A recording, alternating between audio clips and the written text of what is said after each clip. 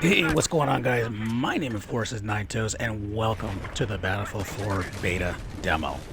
Here's some gameplay before you that I recorded on the very first night that it became available, October 1st, and got a chance to play with some friends, finally in a 5-man squad for the very first time. So, good times. I wanted to, of course, share with you some of the highlights that at least I was able to kind of, find in the game. But at any rate, let's jump right into it. A couple things I want to let you guys know. The gameplay isn't going to be absolutely, oh my god, stupendous, and it has a lot to do with, of course, the size of the map. Shanghai, or Siege of Shanghai, rather, is a map that's very reminiscent, at least in my opinion, of Gulf of Oman from the Back to Karkan DLC on Battlefield 3, as far as the scale and the size of the map is concerned.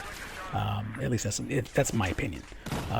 The colors and the textures and what have you, before I get the PC elitists, saying that your eyes are bleeding, yeah, I'm aware. It is console footage that you're seeing before you. But, of course, the textures have, been purposely removed. And this is, of course, also reminiscent, or evident, rather, in your, on the PC side.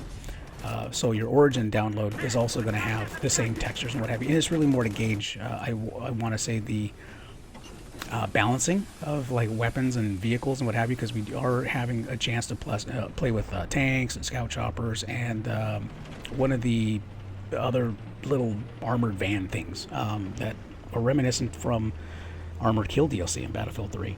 But anyways, there's one right in front of me. But the point being is that I actually am quite impressed. I'm gonna be honest. So far, I've played it for a couple of hours with some friends. We only played Conquest. Did not get a chance to play Domination. The controls are weird. The controls, I mean, of course, the same shooting controls are there, but to spot on, for example, the PlayStation 3, it's now been removed from the select button to the R2 button. So now there's no reason. People saying, oh, I couldn't reach the select button. Well, now you have absolutely no reason to not spot.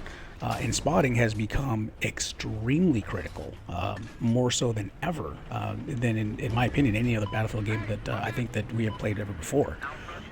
So there's going to be a huge emphasis on doing so.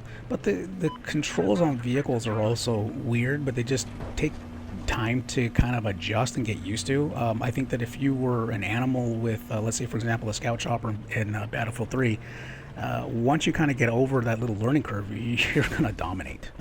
It just seems to be a little more finesse to the controls, in my opinion, once again. But also, as far as the gun gameplay, it has a solid feel, much like we were lacking and missing in Battlefield 3, but very reminiscent of Bad Company 2. What I mean by that, in other words, is if you were accurate and you had your shots on target, it, of course, naturally, just like any other game, is going to take a handful of rounds to basically put your guy down. But again, on the flip side of it is you were able to also survive in Bad Company 2 a lot of those shots as well too, where in Battlefield 3 some of the most insane shots, for example, where it left you wondering, how did that guy get me? I'm behind cover or behind a wall or whatever the case may be. Horrible hit detection in Battlefield 3. I have yet to experience that in Battlefield 4, here in the beta at the very least.